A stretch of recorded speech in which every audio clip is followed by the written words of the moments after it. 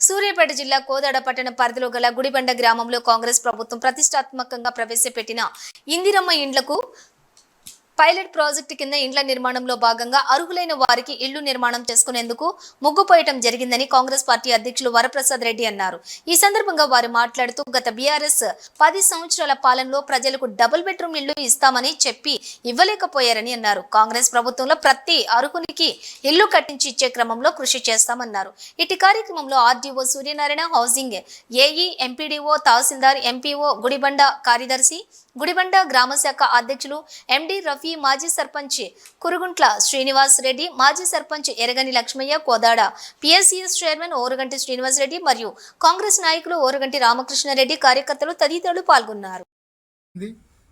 ఉత్తమ్ పద్మావతి రెడ్డి గారు, ఉత్తమ్ కుమార్ రెడ్డి గారి ఆధ్వర్యంలో వచ్చినటువంటి పైలట్ ప్రాజెక్టుకి ఇళ్లకు ముగ్గులు పోయడం జరిగింది.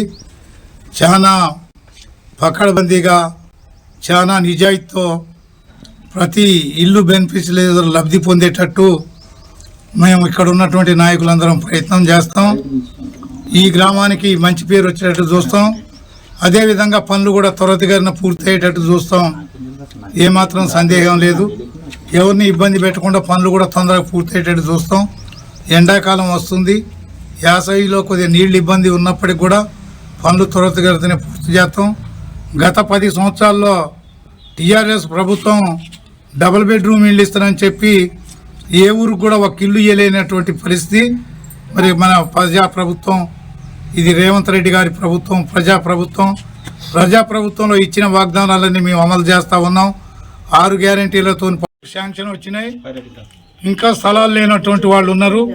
స్థలాలు లేనటువంటి వాళ్ళకి స్థలాలతో పాటు ఇంకా ఇంకొక 100-150 ఇండ్లైనా కట్టుకోవడానికి అవకాశం ఉంది. ఎంతమంది అర్హులుండి ఎంతమంది అర్హులు కట్టుకుంటే అంతమందికి ఈ ప్రభుత్వం ఇండ్లు ఇస్తుందని చెప్తుంది.